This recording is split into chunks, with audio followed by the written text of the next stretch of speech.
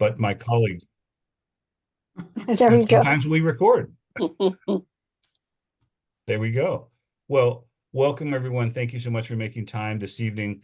Um, as I look at you all, I think if this is the group of people, mostly in California, Vernita, also in Minnesota, um, but who can get out and are really the movers and shakers in a lot of Lutheran churches and communities, and perhaps some other. Uh, we may have an Episcopal church joining us as well. I don't know if they're on yet, but that's that's wonderful because Lutheran churches and for that matter Episcopal churches and parishes and Presbyterian and so many others are committed and active or in seeking justice. And we're committed and active in seeking justice for hungry people, to seek an end to hunger.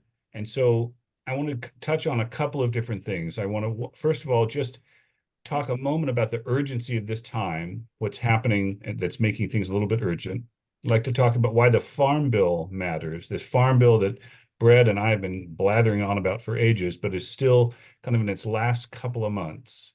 Um, and then also talk about what Brett is asking for around the Farm Bill right now. What are some priorities and things that are really vibrant and moving forward in Washington, D.C.? And then to really get to offerings of letters, how can we advocate effectively? So let's talk about how we can organize an offering of letters, and then how our letters specifically can be really effective. And so we can talk about best practices in organizing an offering of letters, and that's not just me talking. I think we can all contribute. And also how to make our letters most effective. And then from there, I just want to see if people can commit or would like to commit to setting a date or even a general frame line for a date and committing to setting that offering of letters up. I know Pastor Paul has been out checking with different congregations and trying to recruit a lot of different churches to do this. And so I may check in with you as well, Paul. I'd also like to show, if we have time, a couple of new resources on Bread's website because they created a new web page, and it's absolutely the best web page I've ever seen at Bread, ever. And Wow. I've been at Bread over 22 years, and I haven't always applauded their web pages. Right? I mean, but this is it. Wow. They've really organized it better than they ever have. I'm kind of astonished, and I don't know what to say. But patience, God values patience. So it's really worth using. So anyway, that's what I was hoping we could do. Well, and then along the way have questions and discussions. So does that sound all right with everyone? Any questions right now? Mhm. All right. Well, I see a sense of urgency, and maybe you do too as you're following the news regarding things that are a little unusual. For instance, those of you who know the WIC program, Women, Infants, and Children, a federal nutrition program for young mothers and mothers of young children 5 and under. I mean, I don't think I've ever heard that under threat. And Bread for the Yeah. World, your voices were instrumental in creating WIC. I mean, not designing WIC, but keeping WIC in place, advocating with Congress and making sure that WIC was not going to go away, that it wasn't just a pilot program, it was going to stay. And that was a great victory that you had. And all these years, WIC has had bipartisan support. When Mhm. Ronald Reagan was governor of California, he was a champion of WIC. There've been champions of WIC from all kinds of political places, but it's actually being threatened with budget cuts now. And I've never seen that before, that young children and young mothers would be threatened this way. It's so worrisome because Yeah. WIC is also a program that has been shown to be cost effective.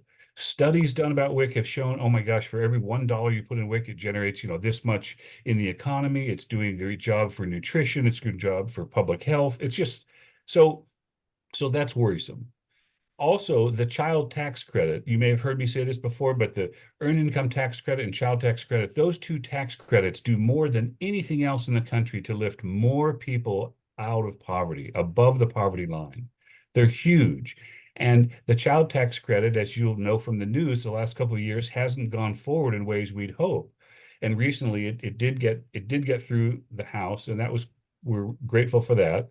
Now there's some action going on in the Senate, but it's still under threat from the Freedom Caucus. So the Freedom Caucus is trying to impose amendments that would make it so that U.S. children of immigrants would not be eligible for child tax credit. So they're trying to move like we'll agree to this, but then we're going to take something away from this. So they're kind of pitting different interest groups against one another who have generally been supportive of one another. So that's been a worry. And of course, SNAP or food stamps or CalFresh, as we call it in California, that's come under threat of cuts different times. So that's nothing new, but it is a little worrisome that the Freedom Caucus continues to talk about it and that they continue to pressure the new speaker, relatively new speaker of the House about it, and that he is on record as saying critical things about SNAP. Even though SNAP, again, it may not have WIC's track record, but it has a good track record. It holds up under review, and it's clearly helping people around the country and around California. So I feel like this is a bit of an urgent time. I don't mean just today or this week, but it's just an interesting climate in Washington right now. And I think we're all aware of that, but I just wanted to lift that up and mention it. So why does the Farm Bill matter? I've been a broken record on this, and so I'm going to try to be more brief. And then if I haven't said enough about a certain topic, then we can, follow up with questions or your own comments and observations. But one of the reasons the Farm Bill matters is because it's so vast. It covers so much ground, 12 different titles within the Farm Bill. But it's certainly SNAP, food stamps, CalFresh being a big part of the budget of the Farm Bill, and it only comes up every 5 years. So that makes it very important. But right now, it also matters because there's an opportunity to support something called GUSNIP, which is NIP stands for Nutritional Incentives Program, and Gus is from the late Congressman Gus Schumacher, a Republican, maybe Pennsylvania, I forget his state right now. Anyway, a late Congress member who was a champion of this, and the idea was to get more opportunities for people who are on food stamps to have access to nutritious food. And so GusNIP allows people with an EBT card to go to a farmer's market or to a produce market and use that EBT card and get double the value using that card because of GusNIP. So this program is built in to double the value when you buy fresh produce. Well, that's great because we know that the agricultural system and economic system is rigged to make those things more expensive than, say, junk food. The junk food has been subsidized and processed, so it's cheaper and easier for people on fixed and low incomes to eat junk food than it is to eat healthy produce. And yet here's a way to offset that. So it's really important. And there are some bills that we'll get to that are going on about that. Another reason that the Farm Bill matters is around racial equity in farming and food. And I've talked about this the last year and a half, and you've talked about this in different groups.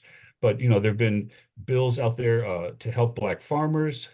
Brett has worked on something called NAP to SNAP, trying to change the program in Puerto Rico so that Puerto Ricans can access food stamps rather than a different version that's more limited. There have been issues with indigenous communities wanting to administer SNAP on their territory and themselves, which makes sense for sovereignty and increases use of it. And then in some regions being denied that opportunity. So there's a lot of, and that's those are just a few examples. Another big chunk of why the Farm Bill is so important is the earth. I mean, we know that farming practices that damage soil and water and air are sadly more subsidized than farming practices that preserve or even reinvigorate the soil. And so that's a deep disappointment. And some people have helped me understand that, for instance, crop insurance is only available or largely available for monocrop farming, if you're farming one crop, as opposed to multi-crop farming, where you can farm many different crops and actually take care of the land better in so doing. Anyway, but we haven't prioritized as a nation preserving the earth, conserving the earth, and then even regenerative farming, trying to regenerate parts of the earth through farming practices. And so that's something that's in the Farm Bill, and it doesn't look very promising now, but that's something that we've been pushing Congress about all year, last year. And I just want to say that regardless of what we come away with, one of my colleagues, Todd, in Washington, D.C., reminds me that it's a long game. We've made gains this year, and we're getting Congress to consider ecological things that they wouldn't have considered before. And 5 years from now, we go in and get the rest.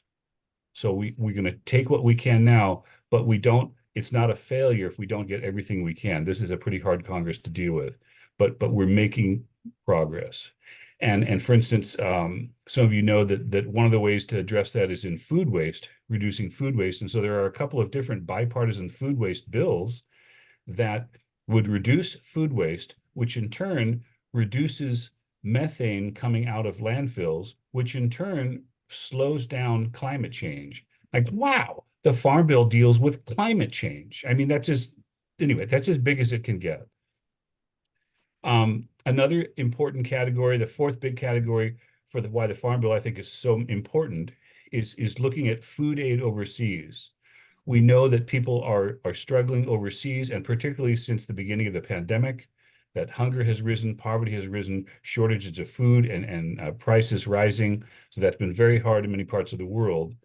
And as a result of that, we would really like to be as efficient and sensible as we can as a nation when we try to help a region that may be in famine or approaching famine or in some kind of crisis or emergency and needs food. And I've said it a million times, and I'll say it 1,000,001 now. The best way is not shipping U.S. food. The best way is not paying off U.S. major producers for some excess food from them, paying off shippers who are, posing as U.S. shipping. Maybe they are, maybe they aren't. Mostly not. And the best way to get it there faster, more cheaply, better food that people actually eat is to buy it locally. And then you stimulate that local economy. Sometimes we've been guilty of sending food overseas to regions and then wiping out local producers in that region. That is the antithesis of what we want to do with food aid. And yet, there are bills this year introduced by prominent Democrats in California and Republicans, though actually more Democrats, right? Paul and Laurel. And anyway, we've talked about it, that are trying to do exactly that are trying to say America's feeds the world. Well, America can feed the world by buying overseas. We can buy something overseas and do that. And there are a number of congressional efforts to stop that. And whether they're being paid off by shippers or paid off by local producers, it's just not right. And I've heard from farmers who recognize that they can make a living in this country. They don't need to make a living off sending stuff overseas to poor people who aren't necessarily going to eat culturally inappropriate food. So sorry, I get on a soapbox. It just really bugs me. Well, anyway, one of the things about the Farm Bill is that it's this big, massive package. And so how do you deal with that? Well, what people do in Congress is they introduce what they're called marker bills. And so we've got these different marker bills, and I've got a list of a few of them here because I can't remember them at all times. But marker bills, and if enough people in Congress co-sponsor a given marker bill, then it gets moved up the list, and those components of the bill will get put into the final Farm Bill. So the more people we can get onto some of these marker bills, the better. And one of the marker bills is what I mentioned when I mentioned GusNIP for healthy food on food stamps and CalFresh, the GusNIP Expansion Act in the House, the GusNIP Improvement Act in the Senate. And I can send bill numbers if you want, but those are still worth getting people to co-sponsor. I mentioned food waste. There's a bipartisan Food Labeling Act. There's also a bipartisan No Time to Waste Act, and those are both bills designed to reduce food waste. So those are some good marker bills. There are a lot of other marker bills, but I don't want to rattle them all off. Let me just mention where the Farm Bill is now in Congress and something we've done recently. Right now, Congress is basically focused on passing 12 appropriations bills, and the Agricultural Committee leadership in both the House and the Senate have been telling us that passing a Farm Bill during this congressional session this year is a priority. So that's that's good news. And we did have one highlight recently. On Friday, January 26th, Brett actually led a coalition of implementing partners in a very critical meeting with Senate Republican agricultural leadership staff. And that's a big deal because we don't always have access to those folks. They don't always meet with us. And it was great to actually have that meeting. The conversation was productive, and we're hoping to continue to convene people on both sides of the aisle, Republicans and Democrats, along with independents.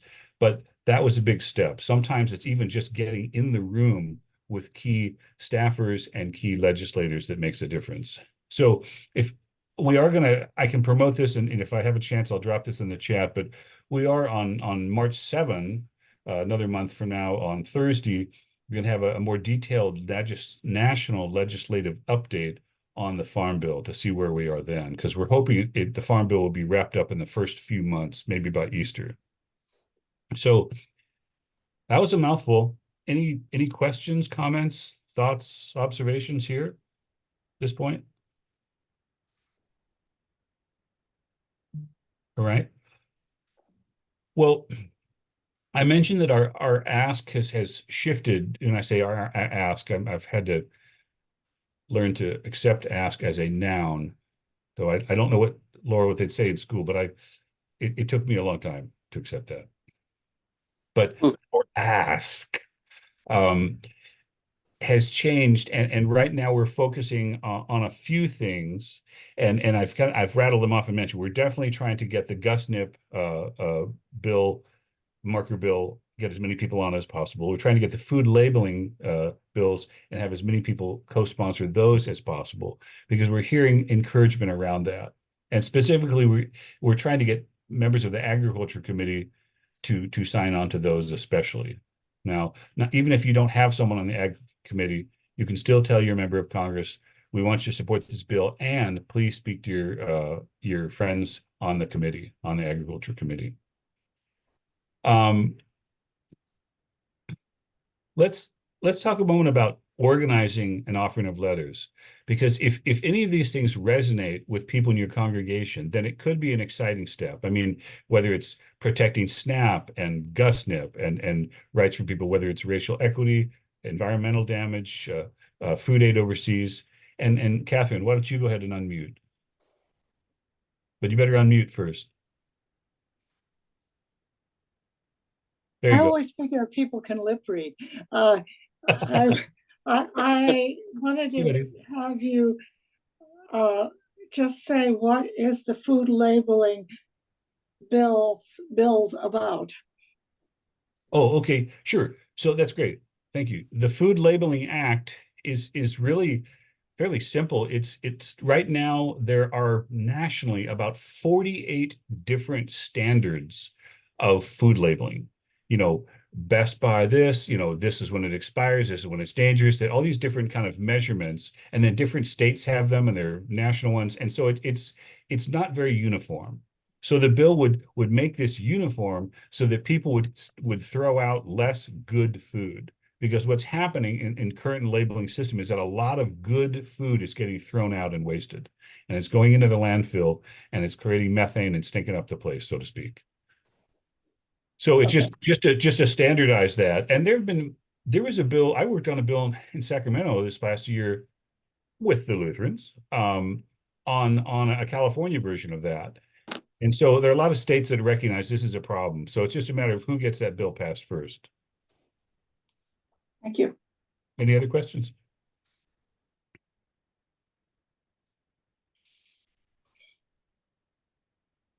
Well, so thinking of those issues, if that sounds like it would resonate, we would love for congregations, even those that did this last year, even those that have already had this offering of letters, if you could stand to do one more before Easter, that would be so appreciated. Because after Easter, Bread at least will pivot into a different campaign and to Nourish Our Future, which is going to work more on children's issues, working on the WIC, working on children's child tax credit, working on other issues that affect children's hunger and children's health and welfare. And that'll be a bit of a longer campaign. There have been some things in the news about those issues right now for money, but we're going to try and spend much of 2024 growing that the base for that, and building some relationships in Congress where we can move forward in 2024 and 2025 and really nourish our future, literally. So to organize an offering of letters in your church on the Farm Bill, needless to say, March 31st, not a good day for that. Easter. March 24th, also not a good day for that. So if you're able to do this in the second half of February or the first half of March, that's really the best window before the Farm Bill may be done. Now, those of you with experience, I mean, a lot of you have held offerings of letters, so I would invite you to chime in here. But some of the things I think of in terms of organizing an offering of letters at your church, I think of certainly conferring with the pastor and the worship team, determining where and how letter writing will take place, setting a date, and then ways we promote the event. Because those four things that I think of. So conferring with the pastor and worship team, I mean, who oversees these things? And maybe some of you are on the call are the people who oversee these things. But if you're not, who is really overseeing that? How can we get their buy-in on this? How can we do this without getting too close to Easter and Palm Sunday and too far into Lent? Determining where and how the letter writing takes place, I think that's really helpful too, because a lot of churches have a narthex where you're going to write them on the way out of church, or other times we set it up in the fellowship hall or the place out or the patio where we go. I won't say outdoor patio because it's been raining so much, but where we're going to go have food. And I've said this before, but you can be really sneaky and have treats at those tables waiting for people who are going to write letters. As recently as this past Sunday at my own church, I brought in treats. We was Consecration Sunday, and we were signing up for different things. And I brought in treats for the two areas that we needed more help in, frankly. And the pastor said nobody's surprised that David has brought bribes. And I had to say, no, not bribes. These are our small expressions of thanks. And they happen to be baked goods expressions of thanks. So do what you got to do, but bring people to those tables, get them to do some writing. And it helps if you have a few letters already written. So if you say 4 of you or 3 of you are organized, and then if you've already written your letters, then they've got some things sitting out. I mean, we can have a pre-printed sample. Of course, you'd have pre-printed samples on the table, but some handwritten ones already out would be good, so they can see how short it is, how simple it is. Those are all helpful. Just figure out where you can do it and when. If you're going to do it all on one Sunday, or if you're going to do it on multiple times. Maybe you do it on a Sunday and then there's a follow-up during the week because maybe there's a Lenten action or gathering on a Wednesday evening, and then you bring them back and you gather all the letters and pray over them the following Sunday. There are a lot of formats, but setting that date is crucial. So I guess talk with your pastors, talk with the worship team, and then in terms of promotion, I'm just going to point to a couple of things, but people chime in. What do you think works here? Sometimes if you have space for this, if there's a space in your adult education series to have 1 or 2 weeks leading into it, maybe you're studying advocacy together, you're studying the Bible and are called to advocate, or you're studying the Bible and hunger, or you're looking at some lessons, and Brett has resources that just lead up to the offering of letters. Or maybe you're looking around and thinking, well, who are the people that I need to get involved? Because, if Sharon's involved, then everyone's going to hear about it. Or if Karen is doing something, then we're all going to know. So just figure out who it is that you need to involve and then recruit them. But there are a lot of experienced hands. So who else has some thoughts on this? All right, looks like Catherine's going to unmute. Yeah, I did unmute. Last year, I looked at the information on the Farm Bill and said people are not going to understand this who haven't had the kind of training that I've had in the past. Fair. And so I did several weeks of discussion and handouts. So this time I don't think I have to start from nothing, just remind them what the particular focuses are. And the outcome of that was not a whole lot of letters, but when I sat down for coffee hour last month, next to a guy. He didn't say, "Hi, how are you?" He said, "Why haven't they passed the Farm Bill yet?" Ah, that's So good. I know that's one I can get to do a letter. Yep. And that's a good point that some folks will have written this. So just say, this is the home stretch, whatever phrase we want to use. I mean, this is the last stretch. It's really just February and March. We're not expecting the Farm Bill to run into April, May, June, July. They really do want to wrap it up sooner. Congress has procrastinated before, but we're hopeful that it's going to wrap up soon. So that's great. Anyone else have any other observations, thoughts? Marby? I was just going to say that I was just thinking we're going to be having soup suppers at my Yeah. church Perfect. for Lent. So I'm thinking I'm going to have stuff at the soup suppers. That's just an additional thing I'm going to Yep. tap into. That's fantastic.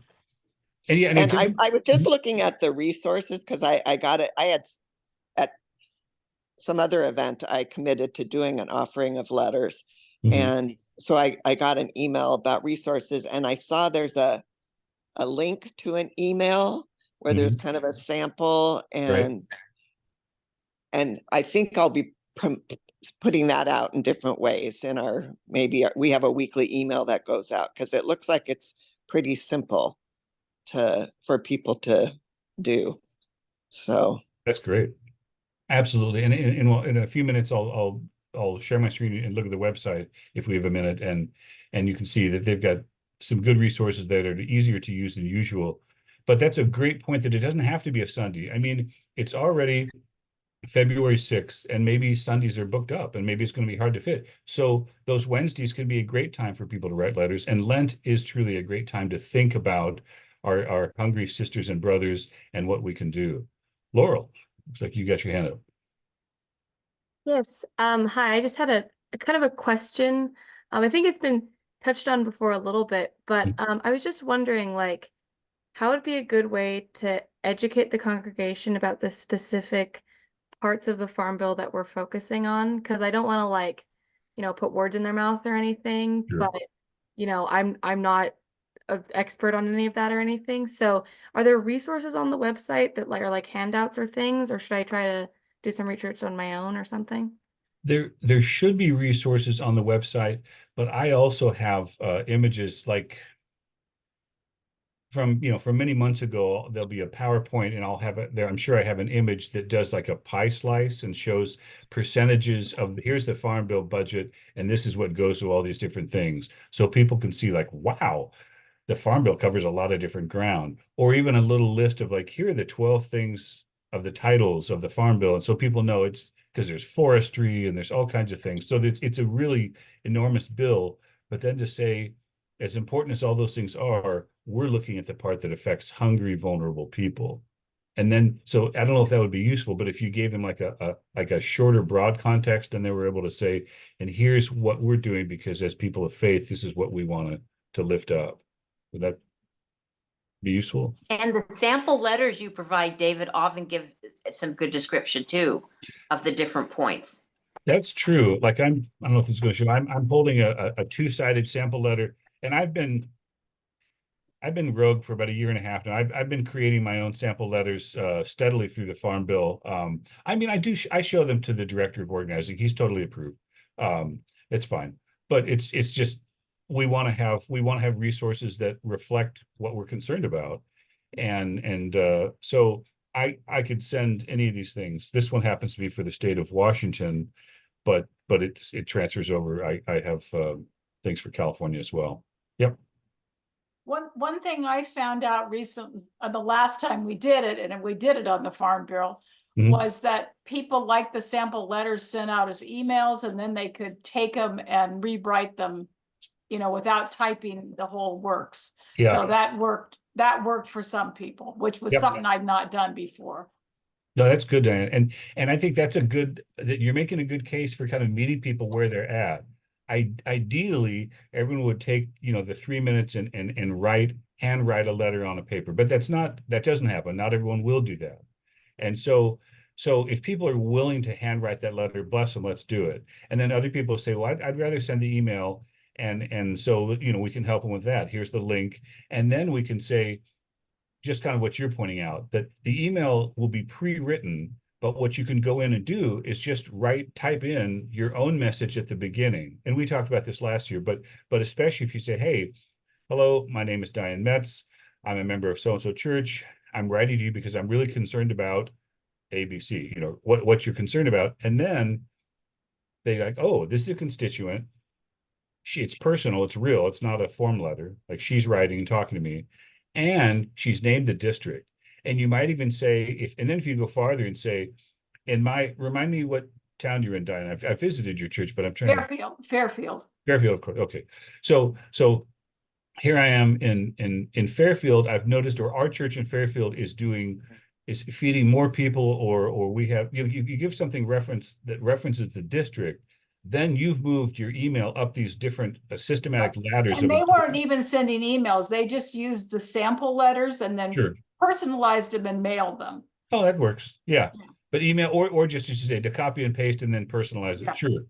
And it doesn't always have to be handwritten. Well, let's talk about that for a second, though. I mean, like let's see. Let me see if I can share my screen.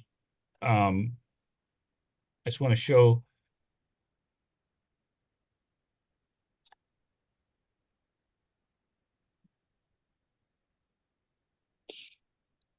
Can you see this? Yes. Oh, Yeah. great. Okay. And then, so we hear from a lot of different people in Washington, D.C. about best practices, but this is Caitlin Hodgkins, Policy Director on the House Committee on Rules.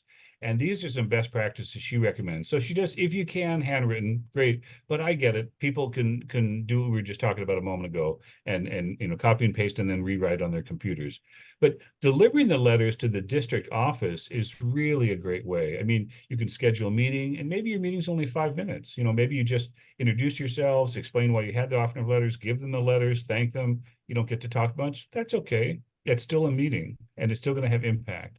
And of course, sending a cover letter through email to the legislative director is also really good, because it just reinforces what you've already done. So I think these are good practices that make, there's one more actually, that make our letter writing more effective. And of course, the fourth one is using social media.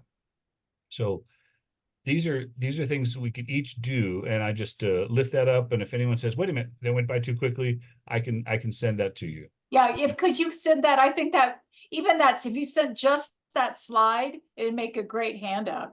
Oh yeah, that's okay. A good idea. Okay, yeah, I'll separate that and make that just a slide, and I can send that out.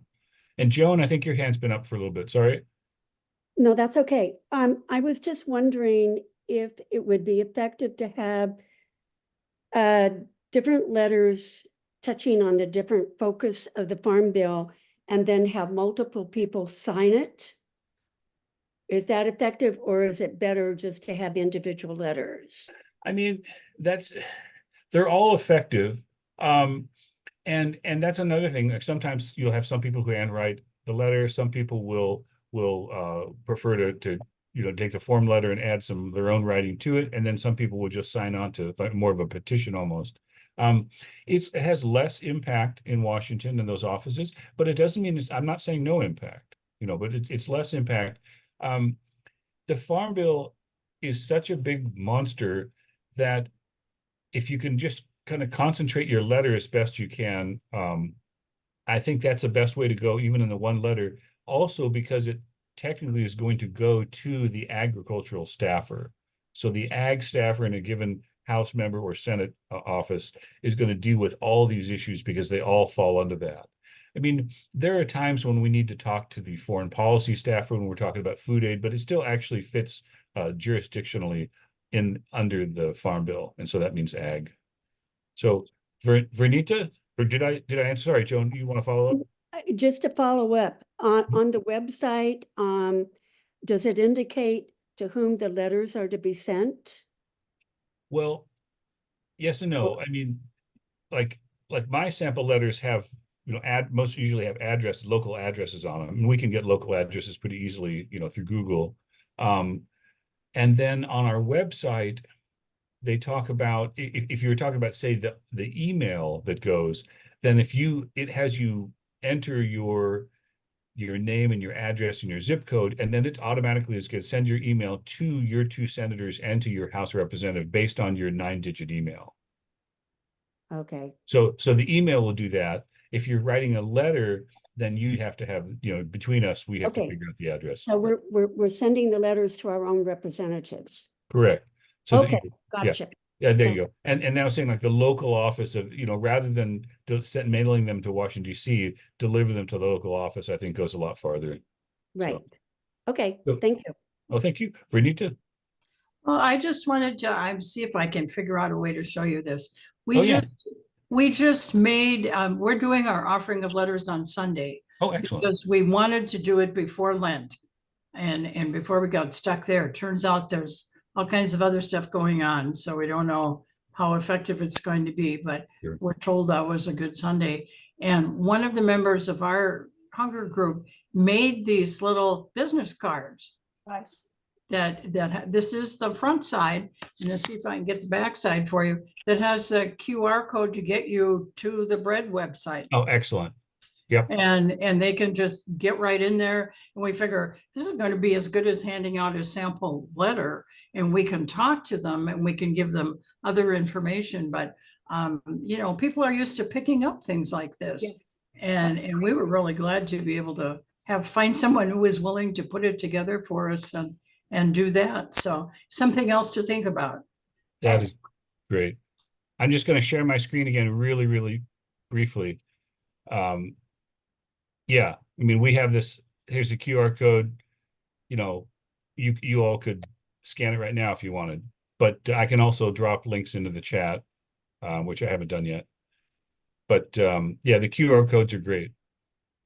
And again, there again, the Consecration Sunday, this last Sunday at my own church, we had a QR code, and people who were Zooming in could use it, but people who were in the room could go up and with their phones and get it. So yeah, that's a great idea. I'm going to stop the share if that's okay. But QR codes are very, very useful and very effective. Any other questions where we are there? Well, let me. Laurel's got one. Oh, great. Laurel, go. Right on. Hi, sorry, I couldn't find the little yellow hand. Just so I know we've talked about this, but just so that I'm fully clear, what Sure. are the main asks for this offering of letters? Like, are there a few that we're focusing on specifically that I should just kind of have down, or is it a little bit more broad this time? It's broad. I'm looking, let's see. I'm just looking at my, why don't I share Good question, this? Laurel.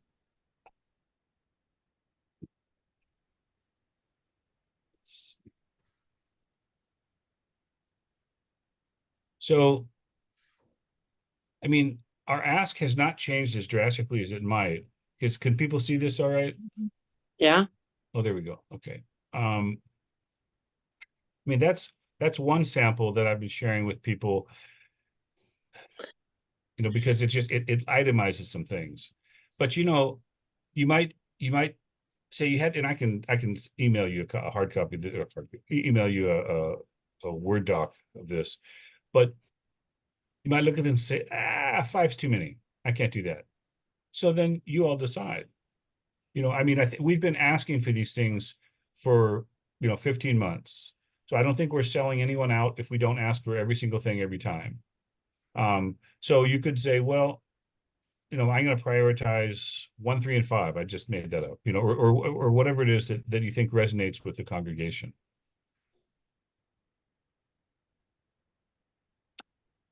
And what if I? Would this? And I assume if this is your letter, it's not on the website. So how do we get the letter? Oh, I could just email you put your email in the chat. I mean, I probably have it, but if you put I don't think you do because I don't get things from you. oh, So I will put it in chat. consider yourself blessed. Yeah. Then I probably bother people too often, so you're not among them. So yeah, put it in the chat and I can send this or really I'll send you a California one. Because this has at the top, I've got some addresses of Washington senators there. David, I can send you all the email Oh. addresses of people that pre-registered with me Of too. course, that makes sense. And you see on this, I also have the QR code, and then the second page, I just have talking points on here. You know, let's talking points on SNAP, talking points on SNAP and racial equity involving farmers of color, on sustainability, on USAID and the Farm Bill. So I'd like to have this kind of material for people at a church where they can, you know, it's too much information, but then they don't have to use it all. They can just extract what they want from it. And I'll just interject that there's there's one person here that I sent the link to that I'll make sure you get the email, David. Oh, great. Okay, super. Okay, yes. So as far as multiple topics, what is actually more effective for a legislator to focus on one issue or to put it all? I mean, just the effectiveness. Well, I know you're saying you can do either one. I'm just curious. Well, I hope this doesn't sound like a cop-out. Generally, I would say it's more effective to be on one topic, meaning like don't say, I want you to strengthen SNAP and also let's work on gun control, you know, because those are really different lanes. But because all these are in the same bill, they're all part of the Farm Bill. And when you say, I'm writing to you about the Farm Bill and related marker bills, then I feel like you've given them a cluster, an organizational cluster, so they can say, okay, these are different aspects of a complicated bill. They know it's a big bill. So I think we can get away with doing this every 5 years when it's on the Farm Bill. Other years, I think we're better off focusing a little more because again, whether it's, you know, war in Ukraine or gun control or this or that, these are all things that people have concerns about, but they're not necessarily close enough administratively for them. Yeah, I would think a single issue would be good if you got someone who has a specific interest and have an example to provide with that's related to them. That's great. You can go with that. But like I said, I understand what you're saying for okay, good. Yeah, I feel putting like it these all are together with the Farm Bill one. Yeah, but you could do that and you could pull them out. I mean, Bobby's not on this call, but I remember years ago when it must have been a Farm Bill because that's the complicated one. So like 2 or 3 Farm Bills ago in Newport Beach at her church, they set up different tables, and one was on this aspect of the Farm Bill, and one was a letter on that aspect. So people wrote different letters out of that so that they could have like you're suggesting, a very focused letter on one important aspect. And it was fun. I mean, I think they would help people see, wow, this covers a lot of ground, this bill, but it also helped people advocate in a very specific way, and it made their letters really meaningful. So that's a great way to go. Sure.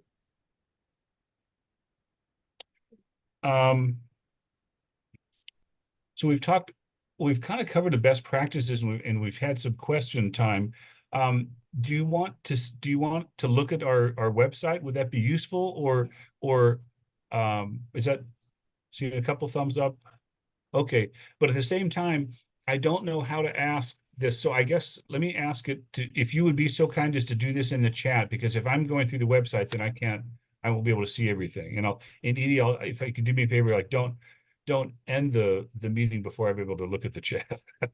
But I wonder then if you could use the chat to kind of make a commitment, if you would be so kind, if you haven't already, to your church doing an offering of letters.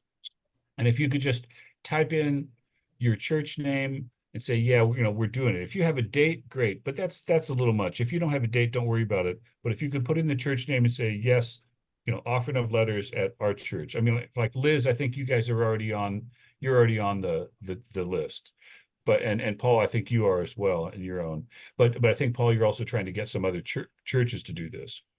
So if there's a church that, and the same, I think Laurel and Sharon, you are also already on the list. But if anyone and so you, Marvy. But please write that in the chat, and I'll go ahead and find a part of the website that would be useful to take a look at here.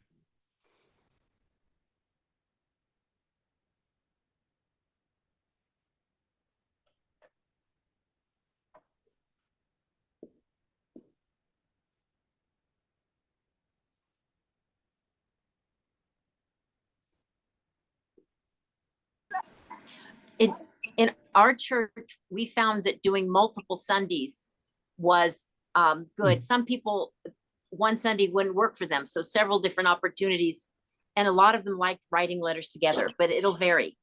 That's awesome. Yep. So this is the new Offering of Letters website for this year that I'm so pleased with. And for starters, you know, they write off, we got two categories. Do you want to write some letters, or do you want to coordinate offering of letters? And so that can take you different places. And so if you want to write, boom, right away. You don't have to scroll far down the page. There you can go, and this is talking about the Farm Friendly Farm Bill, and this is going to help you look up, it's going to help you, you know, kind of see if you fill out the information, it'll take you to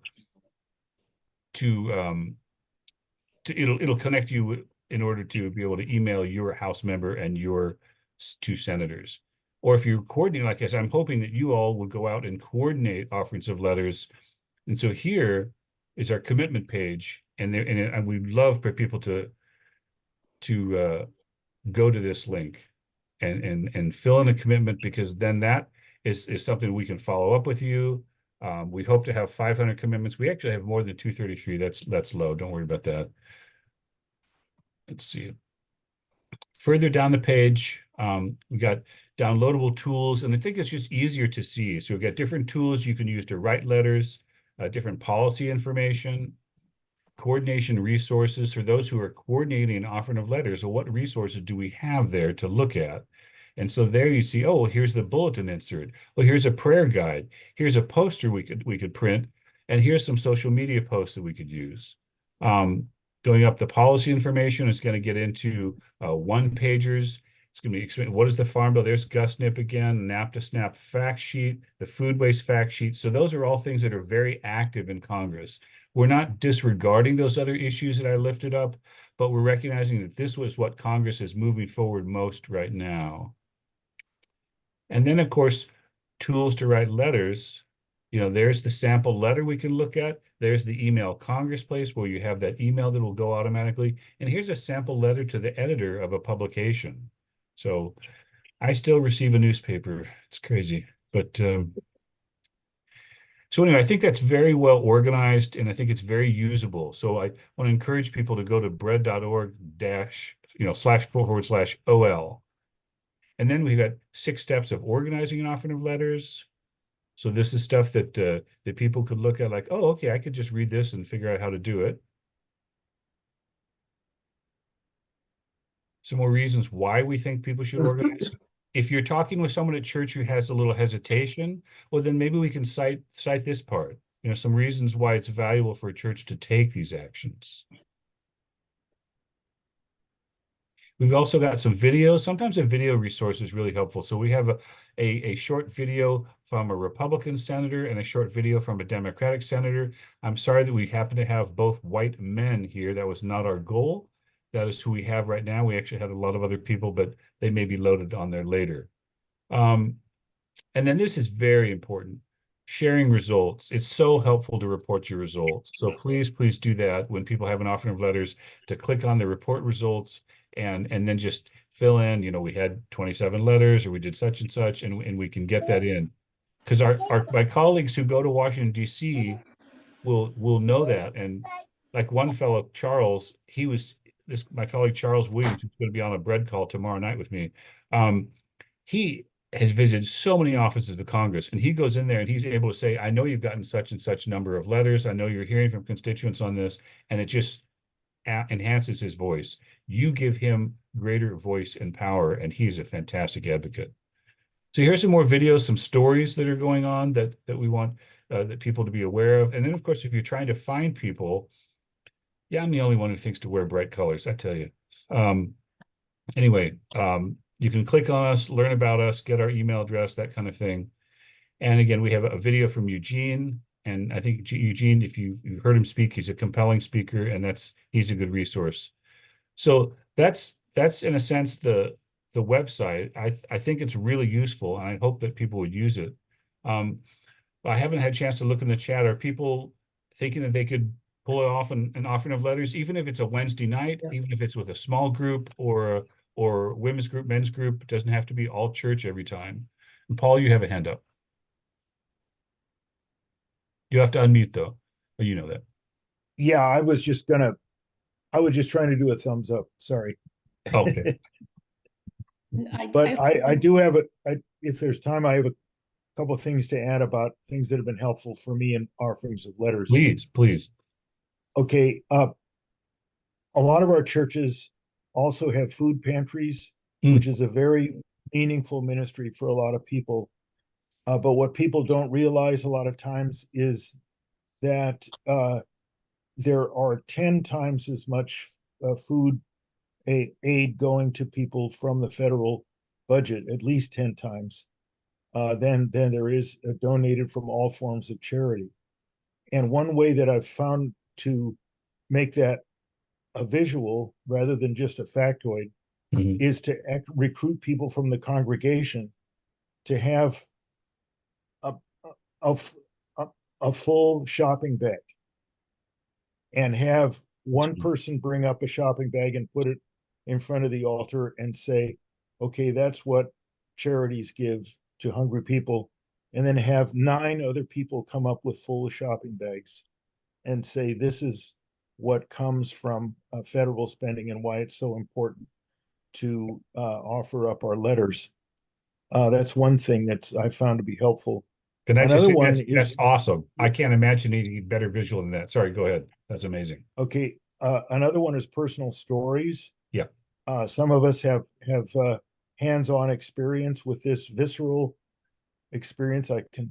Diane is a farm advisor in Solano County, and she's dealt with this issue over the years. I grew up in a food insecure household in Central California. When February comes around, I remember that this was a hungry month for our family. Yeah. And I can tell stories about what we went through and what would be happening to us now if there weren't programs or families like mine, if there weren't programs like SNAP and WIC and so on. And the other is just not to give up. You're offering this letter to God, really. And just out of a personal story, when I was a pastor in Arkansas, a local optometrist was elected to the U.S. Senate, and he had no experience in farm issues. Sure. And we had an offering of letters in our church and delivered the letters to his office. And I thought it was like, a tree falling in the forest that nobody hears. Was it really there? It turns out this guy became a convert to this effort that we are about, and is now the lead Republican on the Agriculture Committee. Wow. So there's a who's to say what a letter can do. Amen. So that's what I wanted to share. That's fantastic. Bernita. I think the other thing, Paul was a good segue. I think it would be helpful if Bread somewhere on their website, when they're talking about the Farm Bill, would let us know who's on the Agriculture Committee. Sure. Who votes, who brings that Farm Bill out. I know from Minnesota, because I know we have people on there, but I'm thinking about people all around the country who may not know that their senators or representatives are on the Farm Bill. And I wish Bread would have a place there that let us know that. That's a very good point. I mean, I do that a lot with Californians, but that's a very good point. I have a directory here. It's my little congressional Bible. And yeah, that's a good point. We could bring that up and get that information to more people. Well, I think we're kind of at the close of our time, so I want to respect that the time that people have asked. But I believe Mary Claire and Aaron might, sorry, Alex, when I say Aaron, and Alex might have a prayer for us to close us out. And you're on mute, but Yes. that's- Great, loving and passionate God, we thank you for this fellowship. We thank you that we're not trying to do this by ourselves. We thank you for all the resources you provided in this time and these ideas. We ask your spirit to go ahead of us, and that the passion and the love you've given us for other people and our concerns, that they all be fed, that the people we talk to, that they feel that passion also. Help us to be creative in our next efforts in reaching out to people. Keep us passionate and not distracted. Lord, may we be focused on this. Please guide our steps. And once again, we just thank you for this fellowship and these resources that we get to do your work together. In Jesus' name we pray. Amen. Amen. Thank you, Mary Claire. Thank you all so much for spending your evening this way. Really, really grateful to see you all, and anything you can do to, to get some more advocacy going and help our Congress understand these priorities. Bless you. That is just wonderful. And we can keep talking about, if specific resources here and there, but I'm gonna save the chat, and I think there are a lot of requests in the chat that I'll be acting on. So thank you. Thank you. Right. How do y'all? Let's see.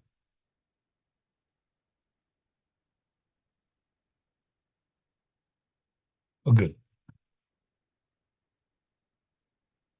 There. And you probably want to stop recording.